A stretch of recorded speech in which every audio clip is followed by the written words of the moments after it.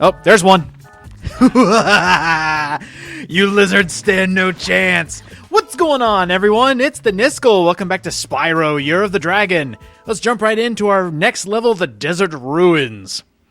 This level, by far, has the most references to other PlayStation games. And you'll see what I mean once we get into it. This is one of the funniest levels when it comes to references. And hey...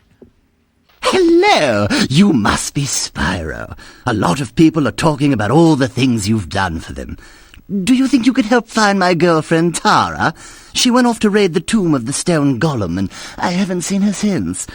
I'd go look inside the tomb myself, but you know there's all these scorpions and stuff. Oh, I understand, my good man. You don't want to get stung by all the scorpions. And speaking of which, these are gigantic scorpions. I want to think if this is the actual sizing scale, like Spyro is literally that small, these dragons are probably the size of geckos. Anyway, let's talk about the Desert Ruins. Following the similar pattern, 700 gems, 6 eggs. If you ever get hurt, look for the lizards, so we're in familiar territory when it comes to killing little animals to get health back. There are giant scorpions everywhere. This is a scorching desert, but oddly, nothing has to do with major heat. Well, you know, you give and take with desert levels. Really, it's not that hard, but there are tough enemies to deal with.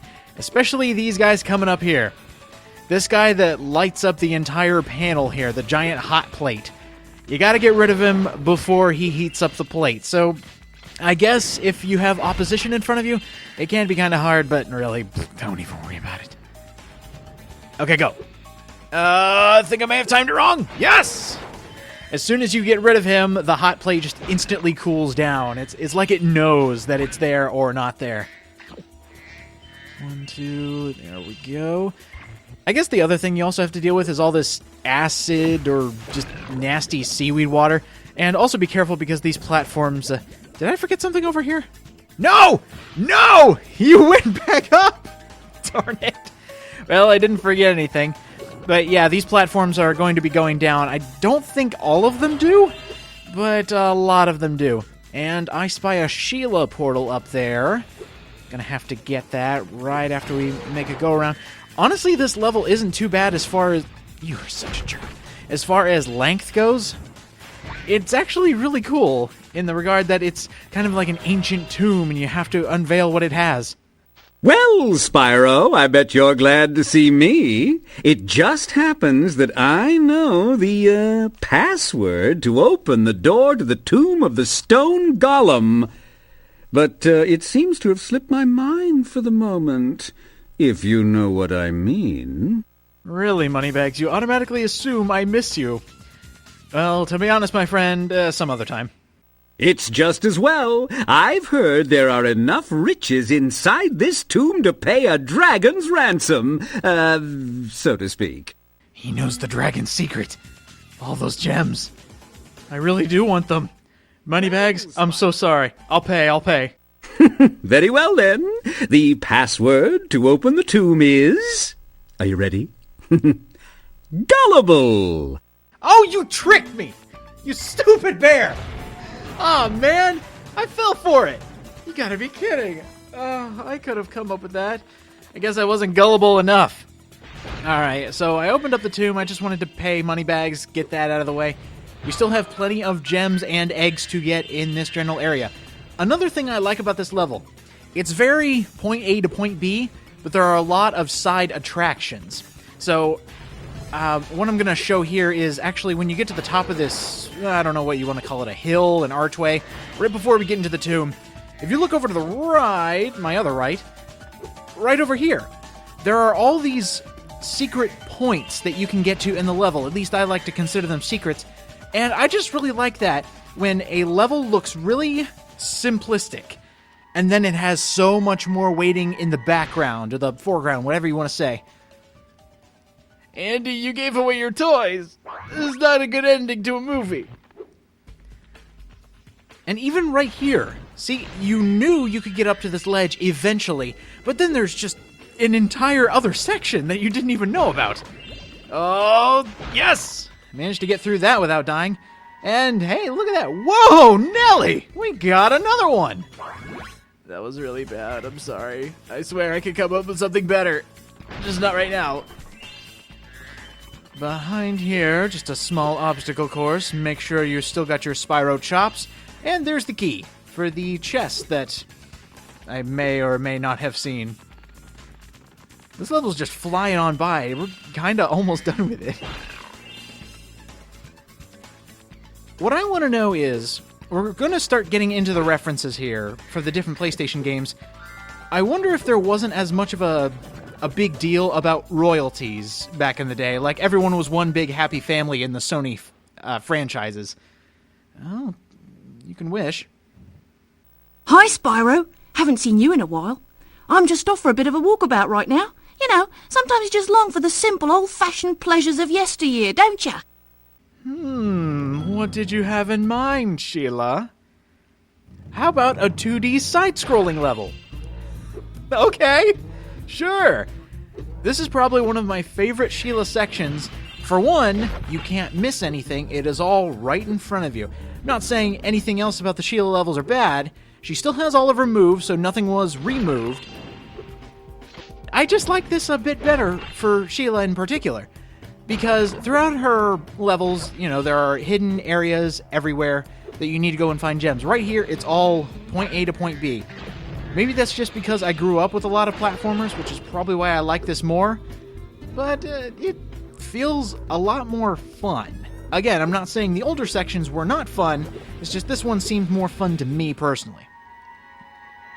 It's very unlikely that we would have gotten you first. Wow. Pulling out all the old-fashioned stops. Another thing about this level is, or at least this section of the level, it's a lot longer than you would think.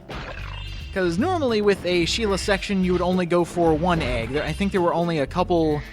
Well, maybe not. Most of the instances where we've had Sheila to play around with, there was more than one egg. So I guess they're keeping with the formula, just changing it up a bit. This is another playstyle that they decided to add to the game. Don't make me repeat myself. And funny thing about these eggs, what are their names? Crash Kangaroo 1 and 2. There we go. We're all in the Sony family here. Let's mention Crash Bandicoot again.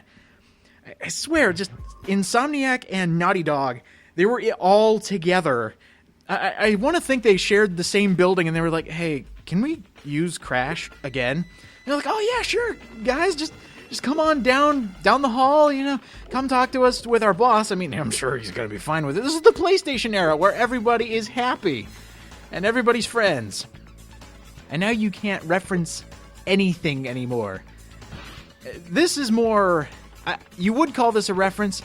This is also a nod to some of the big heavy hitters in the PlayStation lineup. I know you can't use actual likenesses or character names, but nods are really nice in games. I really love it when they can get creative with how they show off different characters that they know are popular. I want to think, if the release dates have been a bit different, would Crash Bandicoot have a lot of Spyro the Dragon references? And again, I've only played Crash Bandicoot 2, so chances are I'm missing everything. Alright, we have entered the Grand Tomb, and there are scorpions everywhere! Oh, destroy them all. Destroy them with fire. And that's also what I'm wondering. How did these scorpions shoot fire out of their stinger? Or were they just built with a flamethrower? I don't know. I have no idea how the anatomy of these scorpions work. We're going to save that for later. Let me go ahead and finish everything, and then we'll hit that last segment. Because we've gone around in one big circle. You'll notice that with almost every single level, all you're doing is going around in a gigantic circle. I kind of like that design. Again, it's simplistic, but there's a lot more to it. What we're going to do instead is down here. This is probably, I wouldn't say my favorite, but it's a really interesting, like, out-of-nowhere section. So we're coming down here, we're inside the big tomb, and then all of a sudden, we're in a swimming level. And not just a small splash of water, look at this giant arena! This is ridiculous! How did we find this in the Lost Tomb? I really like it. There's also, like, hidden sculptures everywhere. It's great. I've been training my new pet manta ray to carry the latest technology super high-impact underwater missile launchers. Want to ride him and try blasting some sharks? You made your manta ray high-tech? Just watch out for the shark riders. They're carrying the latest JX-5 underwater tracking ammunition. Hunter, are you sure you're not, like, a hardcore scientist? Because how do you know this? Alright, so this section is really, really fun. Those sharks are actually from Spyro 2. The first underwater level we actually had these robotic sharks. Thankfully, they can't kill you in one hit like they did in the original game. Now, right now, they are pathetic. I've noticed they barely shoot only when you are in the shark's line of sight. Sometimes you'll see a shot just out of nowhere like that guy was trying to do, but honestly, they barely fire. What you do want to do before you finish this minigame is blow up any of the chests, and those will be high on the pillars that you'll see underwater. Other than that, this is a really easy minigame, and the manta ray's controls, perfect. Nice shooting, comrade! Where'd you learn to aim like that? Oh, by the way, Bianca wanted me to give you this egg. She says she accidentally turned it into a woolly mammoth for 5 minutes, but it should still be okay. Just as long as it's not voiced by Ray Romano, I'm okay with it. The Lady Sadie. Cool. Alright, time to go pick up all the gems we had around here. I think the reason this is one of my favorite segments is just because my mom is actually a Greek mythology major, and seeing all these, like, artifacts and everything, I think she would get a kick out of it. I think it would be really cool.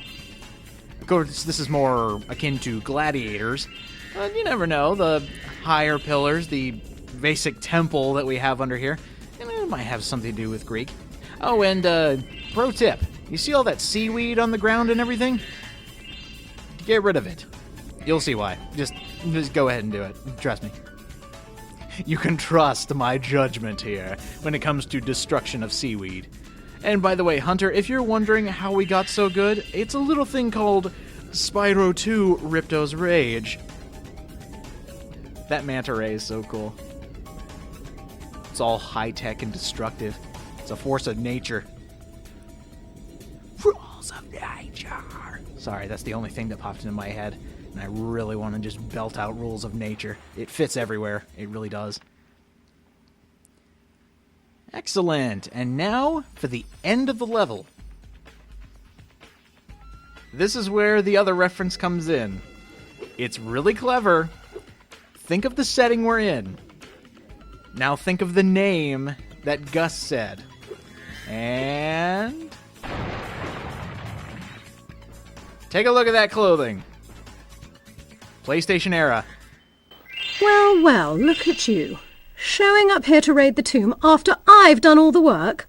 I spend all day pressing switches and shoving boxes around, and you just waltz in here expecting to claim the treasure.